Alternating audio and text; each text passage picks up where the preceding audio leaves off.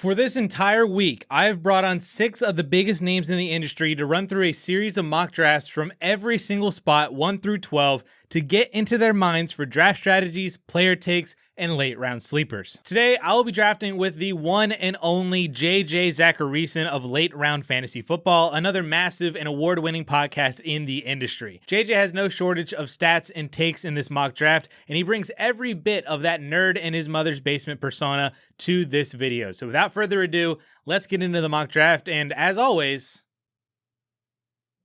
thanks for tuning in. All right, JJ, I'm so excited for this mock draft. I have the 4 spot. You have the 9 spot in this 12-team half PPR mock draft here. So because I have the 4 spot, the decision is pretty easy for me. I get whoever is left out of Gibbs, Bijan, Chase, and Puka Nacua. That is my top 4. And because the top 3 went Gibbs, Bijan, and Chase, as I feel like is pretty normal, I'm just going to be very happy with my Puka Nacua start here and see kind of what comes back to me. So you're up on the clock at 109. I feel like the other picks were kind of similar. Someone reached on James Cook, I guess, but you've got Amon-Ra, Lamb, Jefferson, Genty, Saquon, all of those types of players in there. How are you feeling about this 109 spot, and where are you going to kick off this draft? Yeah, I feel pretty good about Amon-Ra St. Brown here.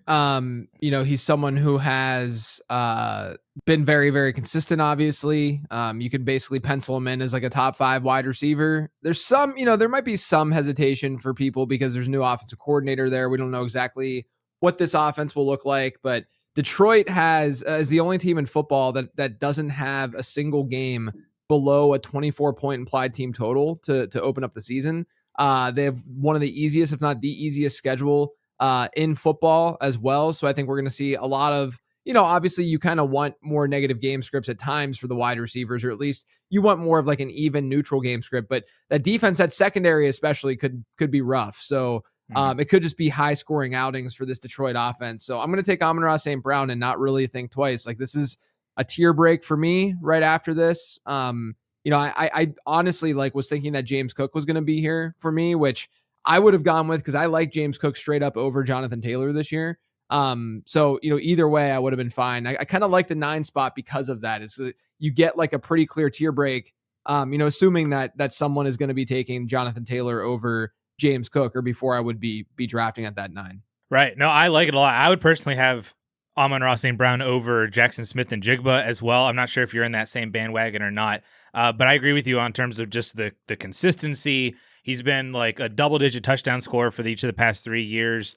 You mentioned the schedule. I think they play indoor like 75% of the year as well when they're at home, but then a lot of their away matches this year are also indoors.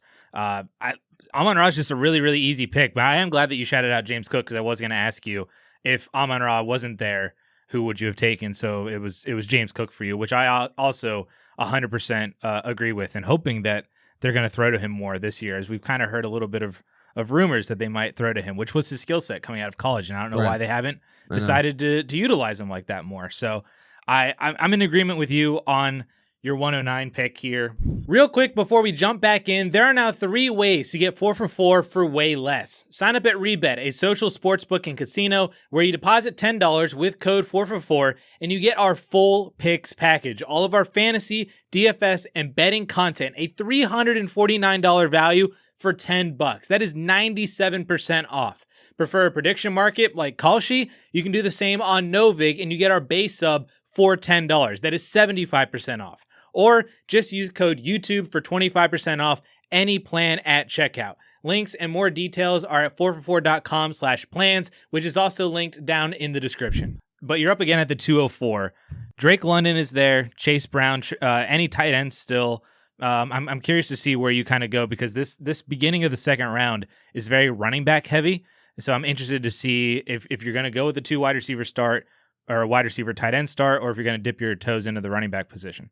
Yeah, look, getting Amon-Ra St. Brown in round 1, getting a wide receiver allows you to have a pretty balanced build after 2 rounds, because you're still going to get the tail end of what I think is a pretty giant tier of running back in round 2. To me, I'm staring at Kenneth Walker or Chase Brown with this next pick. I'm leaning, and I will go Chase Brown with the next pick. You look at his splits last year. with and without either Flacco or Burrow. And, he started off the season so poorly with fewer than 10 PPR points per game. But then when those guys took over, he was basically the RB5 in fantasy football from a points per game perspective. His backfield share, it could have been stronger on the ground, but he's still seeing a 14% target share with Joe Burrow under center. And look, you look at this tier and you could go to Ashton Genty, where it's like, okay, I love Ashton Genty, don't get me wrong, and I like him this year a lot, but there's obviously some volatility there in terms of what is this offense going to look like? What kind of work share, backfield share is he going to get? Whatever. Devon Achane, huge question marks with what's going on in Miami. Amari and Hampton, massive question marks with how they're going to split that backfield. Saquon Barkley, what is this offense going to look like? And then even like Kenneth Walker, we haven't seen him in Kansas City yet. Chase Brown is basically the only, I think that we could probably say Derrick Henry, even though they did have a change in coaching staff, probably know what Derrick Henry is going to see, just given we have so many years of data on what he's been doing. But with Chase Brown, he's like the one running back in this range where Cincinnati in general is one of the most unchanged offenses in all of football from year to year. And I don't think that's a bad thing, because the offensive line should get better and should be better than what it's been over the last few years. Joe Burrow's obviously healthy. They have weapons, and they're one of the best offenses in football. And so you have the stability that you don't have with some other players. And obviously the pass catching ceiling is there for Chase Brown. So I'm very pro Chase Brown this year. Like I said, I could have made the argument for Kenneth Walker too. And then Derrick Henry probably after that. I like getting a running back after starting with Amon-Ra St. Brown, and I'll take that 1-2 punch all day. I figured you were going to go with the running back position, and I was kind of hoping that one of Kenneth Walker or Derrick Henry was going to make it to me, and then they both go right after you, so then we could have kind of talked about the other one there. I mean, Derrick Henry, I agree with you, is just a very easy, like he's still Derrick Henry. Yeah. As long as he is still Derrick Henry, he's Derrick Henry, and I don't think the new offensive system there is going to change all that much for his outlook.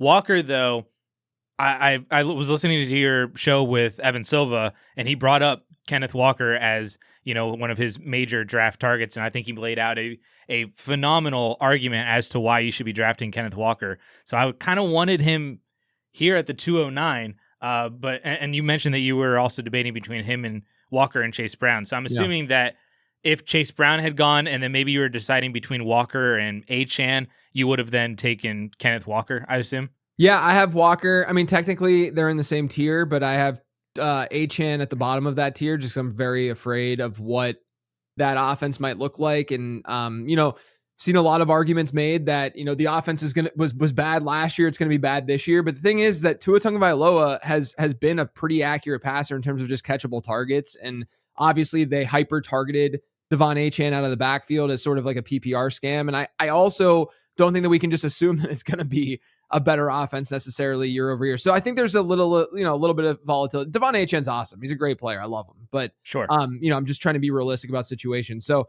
yeah, I mean, Walker would have been next on my list after Chase Brown. I have it Genty, then Saquon, I think, and then Walker, then Brown, and then Walker in the rankings. Got it. Makes complete sense to me, honestly. And now I'm struggling on this because I love Drake London. I love the shot on Brock Bowers and his upside. Nico is there as well. But I'm hesitant to like not have a running back coming out of the first two rounds, but I just feel like the value just isn't there at this point in the draft. So I think I'm going to pass on the running back position here. Try to see if one of these guys comes back to me in the third, a Jacobs, a Kyron, or somebody like that, and then maybe I can get one of my other favorite targets in the fourth round here. But deciding between London and Bowers is going to be tough. Pickens is down there too. I'll shout him out as well as who I'm deciding between. But I think knowing how most ADP is going to go, I'm not going to get Colston Loveland. I might get Tyler Warren. I'm going to go with Drake London here as a 1-2 combo with Puka and Drake London. I'm really locking down this wide receiver position. Not sure how I feel about it. I guess we'll see ultimately what comes out of it. And then, of course, I get Josh Jacobs in here. So I mentioned I wanted either Jacobs or Kyron. And I do prefer Jacobs just because of the security. He does have that issue a little bit right now with his groin, but I think that's going to clear itself up pretty well. We know what he's going to be in terms of that offense. They haven't changed anything. You mentioned all the changes for all the other guys that you were talking about around your pick. I mean, Jacobs is in a very similar situation to like a Derrick Henry. We just know he's going to be a workhorse, know he doesn't have a lot of competition in that backfield for touches, and he's just going to be pretty tremendous as long as he's healthy, as a clear RB1, I think, in fantasy. So Puka, Drake London, Josh Jacobs for me. Are you vibing with that start, or would you have gone somewhere else? I have Brees over Josh Jacobs right now. Okay. Mostly because I think the offensive line should be strong. I worry a little bit about Green Bay's offensive line. Worry a little bit about the usage that we've seen from Jacobs, and then Marshawn Lloyd being somewhat of a factor this year because he seems healthy, right? And you know, Jacobs is good, obviously, but you know, a lot of his value recently has come down to just seeing a lot of volume. And if they do split that in a little bit, you know, more than they have historically, you know, in Green Bay at least, that could lower his overall point tallies. But and then the off the field stuff, you know, who knows what happens with what's going on there. So I think there's just a little bit more of those question marks there. And then Breece Hall, I'm just a sucker for the pass catchers, man. He's such a good pass catcher. You know, I do think that the split backfield stuff is kind of overblown in the reporting that we've seen this week of the fact that, you know, Breece is going to be the bell cow in the offense, whatever. I mean, he's one of 6 running backs last year who had a 70% or better running back rush share and a 10% or better target share. So he was already kind of seeing a lot of the team's backfield work. It's just that the Jets offense was so bad last year.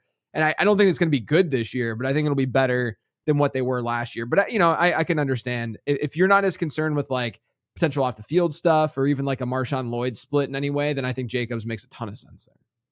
You're now the second person. Jared Smola asked me about, because I was picking in a similar range of running backs with him, and I did not take Breece. And then he's like, would you not have taken Breece Hall there? And I basically was just like, I don't know what to do with Breece because the Jets are going to be so bad, but he's going to get so much work that I'm like, I think he's a fine, you know, obviously top 18, probably top 15, maybe ish. But I just don't know if he has that true top 8 type of fantasy ceiling because of the offensive environment and the lack of touchdowns and everything. Like he'd have to have like a truly elite reception share basically to, I think, get to that point. Whereas I think Jacobs, assuming all the stuff is clear for him with the groin injury that he's got right now and the off the field stuff, like he's just going to be that almost as a floor, essentially, like an RB1 as a floor with the volume and the touchdowns that he's going to have. But I'm very interested because you and Smola both have brought up Breece Hall now, and I'm wondering if maybe there's something to that.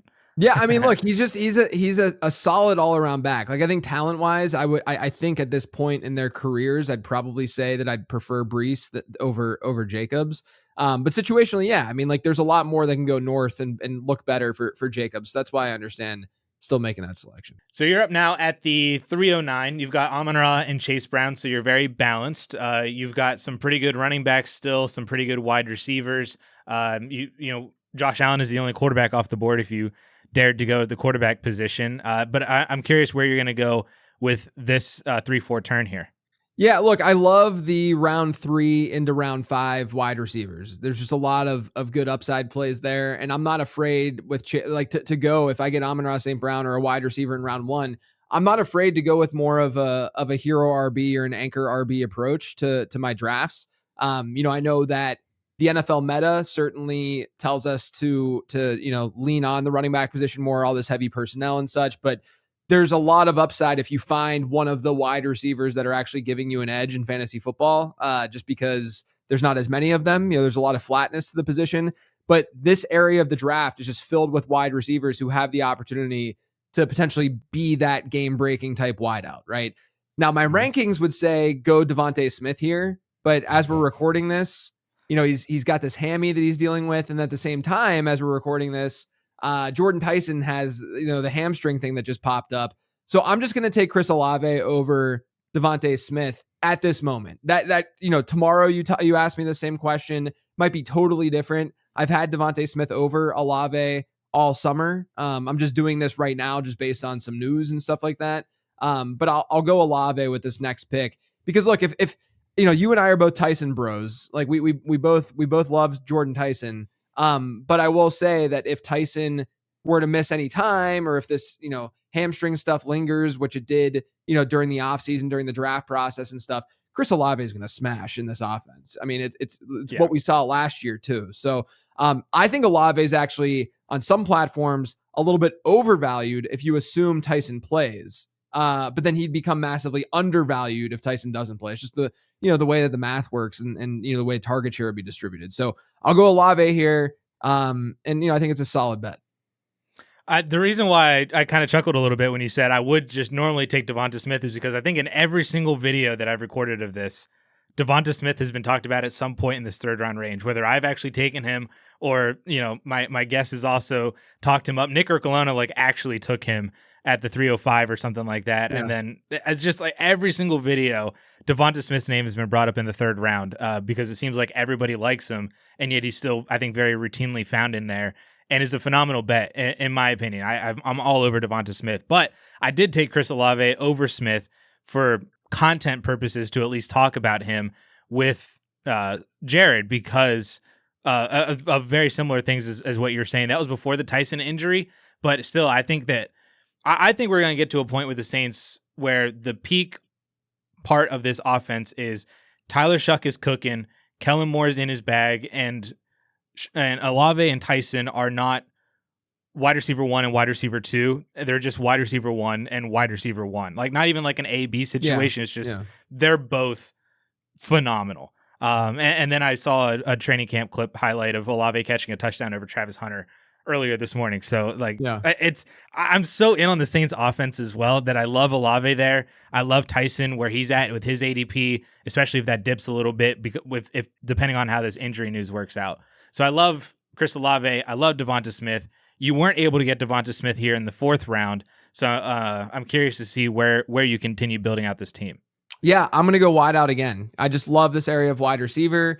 There's one guy who I think is immensely undervalued, at least on Sleeper as I'm looking at this. And he is on other platforms too. I'm going Zay Flowers next. Where, look, I was kind of anti-Flowers last year just because of the touchdown stuff. And we hadn't seen, we've seen good efficiency on a per route run basis from him. But, you figured Baltimore was going to be run heavy, which they were. And then you figured that, the touchdowns just generally weren't going to be there, which they really weren't for Zay last year. But then he came through with just an unbelievably efficient season on a per route run basis. And Baltimore threw under 25 pass attempts per game, which is a number that is almost definitely going to regress. You look historically at teams under the 28 mark, basically all of them threw more pass attempts per game the following season. So we're probably going to see a lot more passing volume in Baltimore this year. And Zay got better, against press. That's something that Matt Harmon had charted with reception perception. And I think with that being the case, we might be able to see him, use his body a little bit more close to the end zone, in the red zone and maybe get that uptick. I mean, it's similar to a Chris Olave bet that we would make last year where, Olave would have gone higher last year if not for the concussion concerns and stuff and that people had. But it's similar. Chris Olave for a while was not seeing huge touchdown spike seasons. And last year, what do you have? 9? And so I think Flowers has that in his range of outcomes. And really, that's all he needs. If he were to finish with 9 touchdowns, he's probably a wide receiver 1 in fantasy. So I'm going to start with 3 wide receivers and go with what I said with that anchor running back build, that hero RB build. And then hopefully be able to get some running backs, in the 5 to 8 round range. But even in the 5th, I'm still open to pivoting and not going running back, just given what the board shows, because we're already in a spot. There's going to be some running backs in here that I do like that I'm hoping can fall to the 5th. But if they don't, I'm not going to just pay up just to pay up because I do think that, there's guys later that I think can be fine as a committee approach, if you will, at the RB2 spot. I like this build a lot. I like Zay Flowers a lot too. And you mentioned that Olave might have been higher in ADP last year if it wasn't for some of the concussion concerns.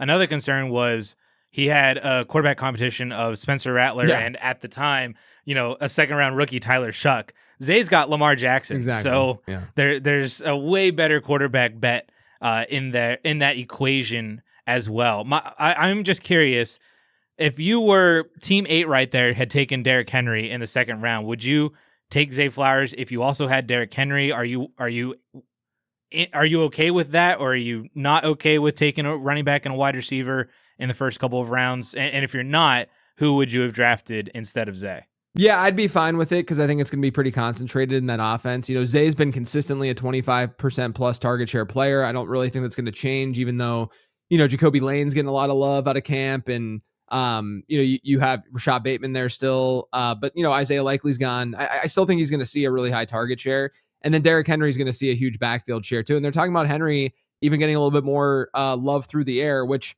I think we'd all agree. It's like, why don't these offenses just get Derrick Henry in space more than they have historically? Yeah. I don't.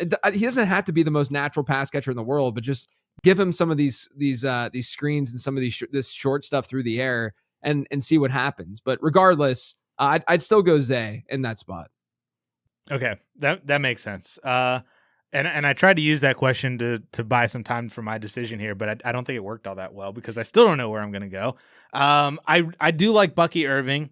I'm not in on Travion right now. I don't think, while Luther Burden's ADP is sitting here, I don't think he actually goes here in redrafts now that we have the news of his groin injury. I actually drafted a home league. That news came out Sunday morning ish, and then like an hour later my home league started drafting, and I got Burden at the 7-11. So it was fun. It was fun for sure. I was like, he just keeps slipping and slipping and slipping, and then I just pulled the trigger on him at the 7-11 there, and some people were happy with it on Twitter and some people weren't, but I guess that's just Luther Burden. So I'm not going to take him here. I like Terry McLaurin a lot still. I like Judkins enough. I still only have one running back. I think I'm going to go with Bucky Irving because at the end of the day, I still think that he's just the best running back on the Buccaneers in totality, but also the best runner of the football. Kenneth Gainwell, I think, is going to have, a role, but I don't think he's going to have a role that truly impacts Bucky Irving, especially considering the fact that last year Bucky was on pace for 350 touches or something like that in the 10 games that he played. And so even if we knock that down a little bit and you give Kenneth Gainwell a little bit more work than what Rachaad White was seeing, I mean, Bucky's still a 275, 300 touch type of running back. And I think he's really good, as I mentioned, on the ground. He's still a really good receiving running back as well. An upgraded offensive line for Tampa Bay with a lot of their guys back and healthy that they didn't have last year. The offense as a whole back and healthy that they didn't really have last year. I think Bucky Irving is kind of being slept on a little bit as a guy who's going outside the top 20, essentially, that could easily finish inside the top 15. So I'm pretty happy to get Bucky Irving there, and I'm curious what you think about him. Yeah, I mean, my concern is the most important stuff in fantasy football, as we know, is pass catching and is goal line work. And I would say with Irving, I'm definitely concerned about the pass catching because Kenneth Gainwell's there, but I wouldn't say I'm overly concerned. It's been kind of weird that he hasn't been used more as a receiver so far in the NFL when that was what he was in college, number one. But then number two, he's been really, really efficient on a per route run basis. So I think that he can still see some of that receiving work. My fear is what happens at the goal line. And the reason I say that is because he's obviously been banged up. He's obviously smaller.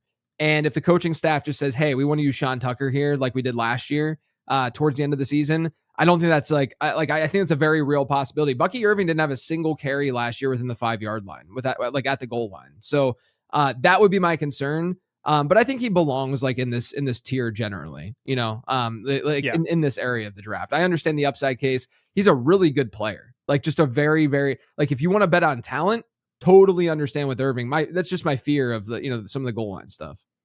Would you have rather taken Travion or Judkins or Travis Etienne there in that range? I probably would have gone either Travis Etienne or David Montgomery there as like because I think the bet that you're making with those players is not totally different than the one that you're making with Bucky Irving, while also assuming that those guys are going to see some of the goal line work, So that's basically what it comes down to for me.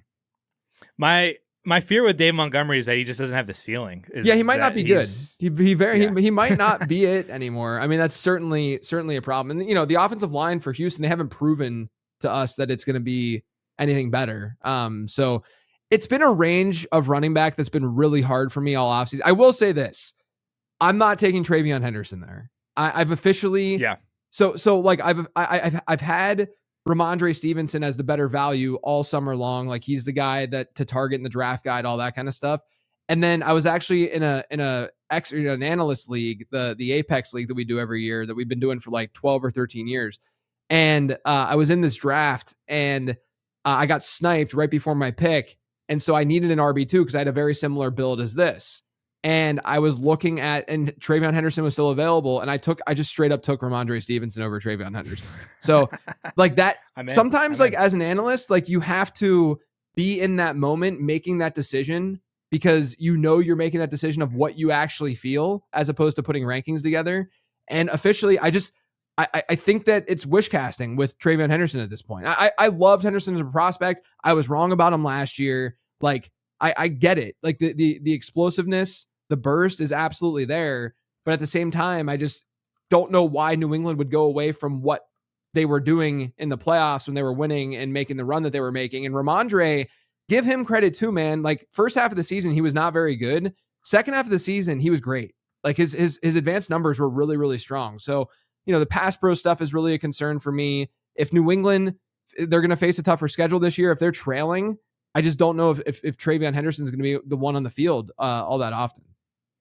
I'm in full agreement with you on Ramondre versus Travion. I would take Ramondre over Travion, and the fact that you get a 2 to 3 round discount on Ramondre at ADP is incredible. So I think I feel confident in penciling you in for who your one of your RB2s might be coming up here. Yeah. Maybe the real answer for who I should have taken instead of Bucky Irving was just DeAndre Swift at that range as well. He's buried in here on the sleeper ADP, so that's kind of interesting. I'm not going to take him here. I'm taking Tyler Warren. He was the guy that I had in mind whenever I passed on Bowers and McBride in the second round, thinking that I could just get very similar production out of Tyler Warren, who the more and more that I am diving into this situation with Alec Pierce's ankle surgery rehab and Josh Downs being a guy that I love and I'm very high on and excited for, but still not like a proven like NFL elite target earning caliber of type of player. And Tyler Warren just kind of is. And the more and more I go into this, the more I'm kind of expecting him to just have 1,000 yards and 10 touchdowns. Like that's kind of where I'm at, because I don't know who else they're going to throw the ball to. I mean, the Alec Pierce stuff is bizarre and scary, and like it just does not sound very great. The only thing I'll say about the Pierce stuff that scares me, and this is part of the reason why I like James Cook more than Jonathan Taylor, is that I think Pierce is just very important for that offense in general, right? Like just to be able to stretch the field, open things up more underneath, and that can obviously, to a degree help Tyler Warren. But I'm much more of the analyst of like, if you're removing a very important piece to an offense from a target share perspective, I'd rather just, attach myself to the volume uptick as opposed to the efficiency uptick that you would get if Alec Pierce were there. So I'm with you. Like in best ball, especially, like I've gotten a lot of Tyler Warren this year, just because he's just kind of sitting there and he's, a few rounds after the other tight ends, go off the board. I like all the big four, honestly. I shouldn't say that. I like Bowers, Loveland, and Warren. I'm a little bit off on Trey McBride this year at cost, but I think Warren makes a lot of sense in round 5 this year. So you are up at the 509 here. Again, you got three wide receivers, one running back in Chase Brown. There are some running backs that I like in here. DeAndre Swift still made it down to you at the 509. So I'm curious to see where you're going to take this one. Yeah, I mean that example I was telling you earlier, in that league where I got Ramondre in round 6, I was it's a wide receiver heavy room. It's always that, like that. But I was hoping that it was DeAndre Swift that fell to me, and I got sniped right before my pick by Matt Harmon taking Swift. So I'm getting my revenge in a league that doesn't matter and taking DeAndre Swift here. I don't know if Swift has a crazy ceiling without a Kyle Monangai injury, but I do think that he has a pretty solid floor of just like living up to expectation, giving you, RB, 15 to 20 production and being solid from that perspective. There's reports saying that he was getting a lot of the goal line work in camp and such. And, Monangai was one of those players that was fun to watch last year. Was great at when you visually saw him breaking tackles, a powerful running back. But then you look at some of the advanced metrics and it's really not nearly as good as you think it is. Like his missed tackles force is not nearly as strong as you think. He hasn't been a receiver since dating back to college, and they didn't use him that much as a pass catcher last year. Now, if one of those two guys misses time, then obviously all of a sudden, they both can be RB1s in fantasy, just given the circumstances in Chicago. But here in the 5th round, this is a tier break for me at running back. If Tootin had fallen, I would have gotten Bashal Tootin here. But I'll take DeAndre Swift. I think it's a good value for him.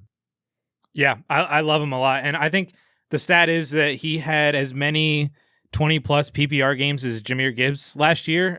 Now, I'm sure if you knock that threshold up to 25 or 30, then Gibbs will just blow Swift out of the water. But on a much lower level, I mean, DeAndre Swift was cooking last year. Basically, from there, they had an early week 5 bye. So from week 6 on, after the O-line kind of got gelled there, like Swift was cooking. I think he was the RB1 over that stretch too in full PPR leagues. So I could not honestly be in more of an agreement with you that DeAndre Swift is a really, really good pick in this mid-round range of running backs, especially for anybody who, like your build, takes 2 or 3 wide receivers in the first 4 rounds. Yeah. Speaking of wide receiver, I'm sitting here with this next pick, and I kind of have him as more of a fade this year, admittedly, but I'm probably going to go with another wide receiver in this build and just take value as it's coming, because again, I don't want to force it at running back. I'm just kind of crossing my fingers that someone's going to fall into the 7th, the 8th. I have the RB2 now. I feel okay about it. I don't like the tight ends enough to take here because I think there's a drop after the big 4. And quarterback, it's so deep. I don't want to force the issue at QB. So with that being said, I'm going to take Devontae Adams with this next pick. Okay. I'm scared out of my mind about what that regression might look like. I know that if you look at expected touchdowns last year versus what Adams actually did, he actually underperformed in the touchdown column because he was getting so many looks, end zone targets and such. But he had more end zone targets per game than any other wide receiver dating back to at least 2011 last year. It's just more than likely not going to happen again because it's really hard to repeat that. But, you have some stuff going on with Puka Nacua right now and the possible, suspension. I think if anything, it'll only be a game. But if Nacua does go down, there's contingent upside with Adams. And right now I'm getting him, I would be taking Adams still over Rome Odunze, over Brian Thomas. I think that's basically it with the guys that were going ahead, maybe over a DJ Moore. But here in this round, he's just a falling value. So I'll just snatch him up now that I feel good about my RB2 spot. I thought for sure you were going to take Parker Washington instead. I thought about that too. Yeah, I thought about that. I've been growing on Parker Washington a lot, and I was like, I'm so prepared for him to just be like, You're the Penn State guy. Washington. You got to love Parker Washington. I do, and I just don't know what's going on in Jacksonville at all. And I'm like everybody else. Like I'm nervous to like get that one wrong. And so that's why I love just scooping up the Trevor Lawrence stuff to capture it all. Mm-hmm. But I do like Parker Washington and Brenton Strange, like they're really going after it with trying to win my affection over with Penn Staters there. But Parker Washington, the more drumbeat that we get out of Jacksonville is just like he's going to be incredible. I really wish we had a contract though, which we might get before the end of the season. That would really increase my confidence. Maybe that doesn't matter as much for 2026 specifically, but it seems like they're paying everybody. Like they already paid Brenton Strange. They already paid Jacoby Myers at the end of last year. Like if we just got the financial backing of Parker Washington now, I think that would shoot his ADP through the roof. And maybe people out there who believe in Parker Washington don't actually want that to happen because, like I said, he may not need that investment, but it would tremendously help, I think, a lot of people's confidence if we saw that contract come in. Yep, for sure. I'm very in on Parker Washington this year. So I'm going to take him. So I'll take Parker Washington at the 609. And I'm just really happy with that as my wide receiver 3. I think he's going to be pretty tremendous. Now, here I would love to take some Jordan Tyson. I think if we had recorded this yesterday, because the hamstring injury news literally came out this morning when we were recording it, Jordan Tyson would 100% be my pick. Mm-hmm. Now I'm a little bit cautious of it because we haven't really had any updates other than just like he walked off with a trainer and it's a hamstring injury. So don't know where that's going to be. I think I'm still going to take Jordan Tyson here because if it turns out that like he's okay, he's just kind of more day to day rather than week to week, he'll be back. We still have like 4 weeks before the season starts too.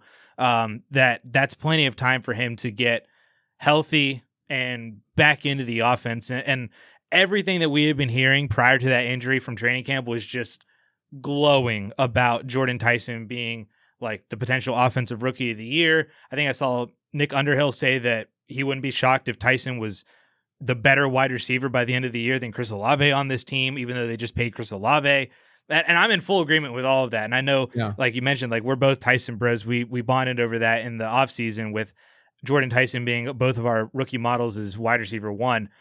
So I'm just going to hope and pray that the hamstring injury is okay. And I know this league isn't real, but I want Jordan Tyson to be okay. Yeah. Look, I'm still buying. If you can get him in the 7th round, if you like, I'm still drafting him. Again, right now we assume that it's not serious, and hopefully he'll be able to be okay for like week 1. But I would be taking him over Marvin Harrison Jr. I think still I'd be definitely taking him over Mekhi Lemon, given Lemon has his own injury issues, right? I still straight up am taking him over Carnell Tate. Yes. I think he's the better player, and the situation's better in my opinion as well. So, you look at all the wide receivers that he went after. So I still think that where you got him is a good value. And by the time someone listens to this, maybe we sound like idiots because he's out for, 7 weeks or something like that, but we'll see. Hey, that just makes the return that much better. That's right. He's going to be, when he's offensive rookie of the year with like 14 games played, it's going to be tremendous. So yes. All right, JJ, you got the 709 and the 804 here coming up. We're only going 10 rounds, so we only have a couple more picks here for each of our teams. You've built out a very balanced team so far, have yet to go into the tight end and the quarterback position. So where are we looking at with this pick? I don't mind Harold fanning that much. Again, it's just I don't want to chase tight ends up the board. Like I'd rather the tight end just fall to me and be a value because you're only starting one. It's a less important position in fantasy. It's just not something I generally will go after hard, especially in this environment where I think there's a big gap between the top 4 and then what you get after them. So I'm not going to go with Harold Fannin here. And then, I probably would have gone maybe Ramondre if he would have made it. And then you get a couple of other running backs right before me. And then you look at, the ADP board, and Tony Pollard is basically the next guy up. I am fading Tony Pollard this year. I'm just not into Pollard at cost. He's a 29-year-old running back in a pretty bad situation, bad offensive line in Tennessee. And he's been sub 0.8 yards per route run in each of his last 3 years. I just don't think that he's that dynamic of a running back anymore. And so I'm not going to go after that. I already have DeAndre Swift. I wouldn't have gone after Monungai here anyway.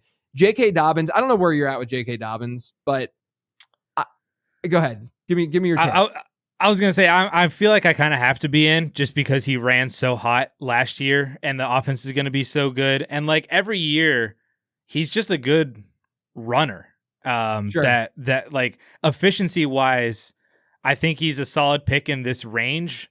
But also, like, if he's going to get hurt and you're going to only get like 12 or 13 games out of him at most, and he is splitting time with RJ Harvey, and then, our guy Jonah Coleman is also coming up right behind him. Like the window might be really, really short unless he is just that good that has to force himself onto the field, and then he stays healthy for that amount of time as well. Yeah. So I think he's a solid pick, especially if you just need a guy.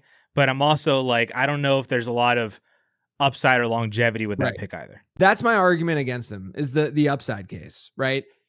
The dude had a 4.5% target share last year. He ran a route on like fewer than around 30% of their dropbacks, which is a putrid number, right? Like he wasn't used as a pass catcher for them whatsoever. And there are some analysts out there that are like really, really banging the table for J.K. Dobbins and saying that he's just so undervalued. But even last year, if you look at his PPR points per game, last year he was at like 11.6 PPR points per game. Like he wasn't even like that phenomenal. And I would argue that last year his situation was better than what he's getting this year because Jonah Coleman wasn't involved last year, right? Right. And so I think there might be a chance that I think they drafted Coleman because he can kind of back up both positions. He's just kind of an a do-it-all type back, really solid player.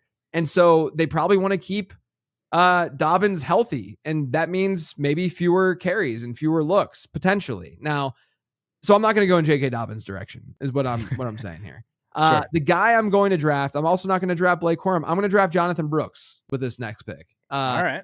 We just got news that Chuba Hubbard is going to be week to week with his hamstring injury. Adam Hutchison from Football Guys, he was tweeting that more than likely because of the week to week designation, it's not like it's a minor injury or what have you. That's more than likely a 4+ week type situation where it goes up against, if not into the season. And so Jonathan Brooks has all the opportunity in the world. And look, it's my RB3. We're in round 7. I'm going to shoot for upside. I think there's plenty of upside with Jonathan Brooks. I liked him as a prospect. Good pass catching profile, much better pass catching profile, at least projection, than what Chuba has done in the NFL. I think Chuba's fine, but again, I don't want to draft fine when I'm in the middle rounds. I want to shoot for that upside. So I'm going to go with Jonathan Brooks here. Yeah, I think the injury certainly makes this an easier selection. And I think, honestly, as we get into, actual drafts happening at the end of August and the beginning of September, you've got a few preseason games going on. And if Brooks looks good, he's not going to be, a mid to late 7th round pick where you just got him there. He might be pushing Rico and Harvey and especially, he's going to jump Chuba for sure. And he's going to be up there closer to probably a more of a 6th round pick. So getting him now in the mid to late 7th is definitely a value, and one we're probably not going to see in like 3 weeks because of this Chuba injury. So I like it a lot. Yeah. And look, everyone else that was drafted after I took Brooks, Fan and I don't mind, but like pretty much everyone else, I'm not real, except from, I like Justin Herbert too. I think Justin Herbert could go nuts this year. But again, I'm not going to chase quarterback up the board just because I think it's so deep.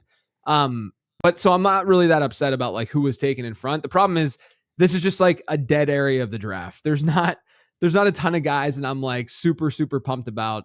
Cortland Sutton, I think, has kind of the J.K. Dobbins syndrome from the standpoint of like, where's the ceiling coming from? He's fine, but I'm not like jumping for joy to get Sutton. I have good wide receivers on this team too. I'm considering Blake Corum here, just as like a handcuff plus type player, where is he going to have standalone value? More likely not, like a ton of standalone value, but could he be someone that I throw in my flex? Could he be someone as an RB4 that I feel okay enough about? Yeah. And the thing is with this too, is that the way ADP sits right now on Sleeper, there are some running backs even in the next that I could get in the next round that I might like just as much, if not more than Corum, but I'll just take Corum here, have a little bit more stability at running back after going so wide receiver heavy. And then, not wishing, but seeing if an injury happens to Kyron Williams, then all of a sudden Corum is another guy who can end up being a low end RB1 type player, maybe high end RB2, in one of the best environments in football. Again, I think that's a pretty easy selection there, especially with all the wide receivers that you have. I think rounds 7 through 9 to 10 is another really like heavy wide receiver range with a lot of guys that I like. I'm in agreement with you that rounds 3 through 5 is a really good hotspot. And I think this like 7 to 9 or 10, as I mentioned, is another kind of wide receiver hotspot. But the fact that you already have so many wide receivers, you can get a guy like Blake Corum down in there for, the plus upside of, he's viable with Kyron, but if Kyron were to go down would be tremendous for him. I'm in agreement there that I really like that pick. Honestly, he was one of the guys that I was like, I kind of need a running back maybe, and I was hoping that Corum would be one of them. Instead, I'll go with Ja'Cory Krosky-Merritt with this 8th round pick because, again, I also kind of need a running back in here. The reports out of camp seem to be pretty positive on JCM. I'm not sure about the pass blocking. We'll have to see that, and I think that might be one of the issues of the Laramie Tunsil injury is that they need to shore up their pass blocking to protect Jaden Daniels, and it doesn't sound like JCM is really developing and progressing on that front, and Rachaad White, I think, is a more proven, better pass blocker. And especially if he's got the receiving chops already, might be the easy 3rd down role for Washington, and that role might expand if JCM isn't really developing as a pass catcher, as a pass blocker, and maybe isn't doing as tremendous on the ground. But I also think that if JCM were to develop into that type of player, just to a semi-average standpoint, then I think that he could be the guy and I think Washington wants him to be the guy to be more of their potential workhorse if there is one that comes out of this backfield. I think it seems like it's leaning towards being more Bill as opposed to what I would have thought maybe a month or two ago was more Rachaad White. How are you feeling about JCM? Totally agree. I was honestly more on Rachaad White, a month ago, and all the reports are favoring JCM. He hasn't been a pass catcher. You've seen his profile. He was not a pass catcher at all in college. And he didn't do anything last year from that perspective. So I still have my doubts, but in this area of the draft, you are shooting for like that story, that narrative that you can tell to reach that upside. And I think JCM makes sense in this range, given where we're at. For this 9th round pick, I would have loved Godwin or Johnston. Honestly, Godwin's been like my auto 8th round pick anyway. But I just, because of the build, I just decided to take JCM over him. So I would have loved Godwin. I would have loved Johnston. I love Josh Downs. I do have Tyler Warren. I don't think that actually would scare me away from drafting Josh Downs in like a real league. But the other guy that I really like in this range is Wan'Dale Robinson. I just think that from a PPR standpoint, I mean, this is a half PPR league, but in full PPR, Wan'Dale, I think, is going to lead this team in targets and receptions, and then Tate's going to make his money on yards and touchdowns. So I think Wan'Dale Robinson is still a really good player, one of 4 wide receivers to have 140 plus targets in each of the past 2 years. And I mean, he's not doing as much as the other 3 guys with those 140 targets, but I mean, I think that just shows that when he's in the same system that he's had 140 plus targets in the past 2 years in Brian Dable's offense, I think he's a much more quarterback friendly, proven veteran talent. And Carnell Tate's probably going to be pretty solid, but I also think that Wan'Dale is just going to be a better and more consistent player, I think, on a week in, week out basis. And I got him effectively 4 rounds cheaper than Carnell Tate. I think Wan'Dale could easily be the target leader in Tennessee this year. Like it wouldn't shock me at all. It's just an easier outlet. We know that a little bit of a PPR scam type play, right? Like just a guy who is really, really good in that short area. He got more looks down the field last year too, and he proved that he could be that. He was a good prospect too. I know that people thought he was like really overdrafted, but my stuff really liked. He was a production freak in college, and he's been that basically in the NFL as well for the most part. So I think, you match him back up with Dable. I like him a lot this year in this range. JJ, you've got 2 picks left in this mock draft. You don't have a quarterback or a tight end. I'm not going to force you to take either one if you don't actually want to. But to round out your draft here with your 9th and 10th round pick, where are we going? Yeah, so I would have gone either Kincaid or Kittle if they had fallen. That would have been the tight end play for me. I'm going to just go with Josh Downs next because right now there's not a lot going on in Indianapolis. I think that he's a really talented player. He hasn't gotten that much opportunity on the perimeter throughout his career.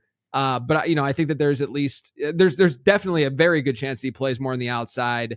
And if any of that efficiency, because he's been really strong on a per route run basis, if any of that efficiency translates, and he could be a really good value right now in fantasy drafts. So I'll go Josh Downs with that pick. And then I probably would have gone Isaiah Likely with the next one, but all these teams are taking 2 tight ends. And so I'm not going to go tight end or quarterback again. I'm going to take a stand, and he's down the list a little bit, but I think he should be going in like legitimately in round, probably around the definitely before like an Alec Pierce. I like him just as much as like or more than a Michael Wilson. I'm going Stephon Diggs with the last one. All right. Just to me, Diggs might be my favorite value period in fantasy right now, because I don't think his ADP is going to rise quick enough for, the movement that obviously him signing in Washington. But the fit in Washington is just so good with him being able to play an inside out role, Terry McLaurin stretching the field, which is what he does so well. And Diggs was so unbelievably good on a per route run basis for New England last year. It's just that he wasn't seeing the route share to be a super consistent fantasy asset, but he was still fine in fantasy football. Now you're pairing him up with new offensive coordinator David Blau, who I'm pretty excited about. I think we're going to see Washington under center a lot more, which is going to help with their efficiency offensively. They've been running out of shotgun at the highest rate in football by far over the last 2 years with Cliff Kingsbury. And I think Stephon Diggs has an outside chance to at least be very close to, and I like Terry McLaurin a lot this year, but at least to be close to him from a target perspective in this offense, because if they don't bring in his usage and like limit him from a route share perspective, I mean, he didn't show us that much of a decline last year. It's just that New England wasn't using him in the way that we wanted him to use him. Yeah, I think Diggs was such a phenomenal signing for Washington. I think it helps Jane Daniels, of course. I think it helps Terry McLaurin personally they've been talking about trying to move McLaurin around the formation. Right. And if you've got another receiver that is very viable on the outside as their X, that's not McLaurin, you can move McLaurin into more advantageous spots. And that Diggs, I think, does allow that based on what he did last year. And now I think it's good for Stephon Diggs, as you just laid out as well. So I think it's a very win-win signing for a lot of fantasy pieces. And I definitely think the ADP is not going to catch up to the fact that he just signed with a really good team or potential really good team with a good quarterback, good landing spot. And I don't think ADP is not going to catch up to that signing fast enough for actual leagues. To round out the final pick here, I would have taken Casey Concepcion. I'm maybe interested in some of these running backs, but probably not in like the 10th round pick. Already have my tight end. Don't have a quarterback yet. I'll take Bo Nix in here for my quarterback spot. To the fact that he's been a top 10 quarterback each of the past 2 years. Inconsistency is a little wild, but put Jalen Waddle into that equation, and I'm hoping that we can raise the floor, but also raise the ceiling on what we've got going on with Bo Nix. And he offers you a rushing floor. So just to give me a quarterback for my team, I'll take Bo Nix in there as well. JJ, obviously, if this is a real draft, we would be going 14, 15 rounds in here. If we were to continue going on, obviously you don't have a quarterback or tight end, so if you want to shout out some more names at those positions of guys that you would be looking at in those double-digit rounds, or just in general, some of these late-round dart throws that you're very, very interested in targeting. Yeah, I mean, like, this build could easily happen for me in some leagues this year where I'm just like, no, I'm punting tight end, I'm punting quarterback. They're not as important of positions. Like, that you're only starting one of them. It's just not as big of a deal. And I think there are some really intriguing late-round players at both positions. Like a quarterback, I probably, in this draft in particular, would have eyed someone like Tyler Shuck, who I think just has a lot of upside because we saw the rushing floor last year. And then obviously they add Jordan Tyson. They run more plays, run at a faster pace than any other team in football. Kyler Murray, I'd probably throw a dart at. Obviously there's been some struggles in camp reportedly, but KOC's offenses outside of JJ McCarthy have been very efficient and very lucrative for the quarterback. I could give Malik Willis as well. He had an absurd 11.8 points per game via rushing in his 3 starts with Green Bay. If you look at quarterbacks since 2014 since 2011 who have run the ball or who have had 7 or more points per game via rushing while throwing the ball 300 or more times in the season. So they just threw, they were starters, but they had good rushing floors. 22 of the 25 ended up finishing as top 10 quarterbacks by points per game. The 3 that didn't were still top 20, and that's still within where Malik Willis is being drafted right now. I don't know if he's a good passer. No one knows if he's a good passer, but I'll certainly, take that on because there's no risk involved in drafting him so late. And then I'd probably just throw some darts at some young tight ends. I love Terrence Ferguson, and what he might be able to do in the LA offense is sort of their de facto number 3 option in the passing attack. I got to say this too. I think it's kind of crazy that Kenyon Sadiq doesn't even get drafted in some leagues. That fair. No one cares at all about. And I understand he's got the hernia stuff going on, and I get all of that. Like, trust me, I get it. But if you really dumb it down, you're talking about a middle of the first round tight end with an uber athletic profile in a Frank Reich offense that's been very tight end friendly historically. And I don't want to overthink. It's fine if you're I have questions about his profile from a dynasty perspective, whatever. This is a redraft league where you're only worrying about and you're throwing a 15th, 16th round dart at a player like Sadiq. I think you should do that all day long. I think he's still a really great pick despite the injury because the upside is just enormous. Yeah, no, that makes a lot of sense too. I mean, we were drafting Tyler Warren in the 9th round last year, and Loveland was still a double-digit pick in there. And we obviously, I don't know if Kenyon Sadiq's going to be Colson Loveland this year or not, but we've seen these rookie tight ends come in and be really, really strong. And there's a lot of people that believe that Kenyon Sadiq has, a profile that's very similar to them from a prospect standpoint. And as you mentioned, the first round draft capital ahead of Omar Cooper. And you mentioned the Frank Reich offense, which is phenomenal. I agree with you there. Any other, the running backs, wide receivers, any other guys you kind of want to shout out in here before we end the video? I saw right after me, Jordan Mason went, Kenneth Gainwell went. I think both of them are really interesting values. Jordan Mason to me is I already talked down a little bit on J.K. Dobbins. He's the arbitrage on J.K. Dobbins. You can get the exact same kind of profile, the exact same kind of bet 2 rounds later, if not a better bet. I have Jordan Mason ranked straight up higher than J.K. Dobbins because I'm not as afraid of what that competition is in that Minnesota offense. And there's a lot of interesting trends when you're looking at late round options at running back and their explosive run rates from the previous season. So this also, I could shout out Keaton Mitchell here as well, who I think is intriguing. If they have good explosive run rates in that N-1 season, it bodes well for how well they perform against ADP that following year. So I've actually been toying with the idea that like Jordan Mason could be this year's sort of like Javonte Williams type player, you know, that is in that double digit round area that everyone kind of left for dead. And all of a sudden, you know, he has a slightly better. I've never been a Jordan Mason guy, to be clear, ever, because this is not the type of profile that I ever buy into, because he's not a pass catcher. He's never been a pass catcher. But realistically, could he be a 7-8% target share guy? I mean, if things kind of break his way, if Aaron Jones gets banged up, I don't think that that's out of the question at all. That'll do it for today's mock draft. Leave a comment down below which team you like the best or which picks you thought were a little bit questionable. Don't forget to also hit that subscribe button for fantasy analysis all season long. Plus, check out our other content on the channel from Caleb, John, and myself to help you get ready for draft day. Thank you all for watching, and we'll catch you guys in the next video. Peace.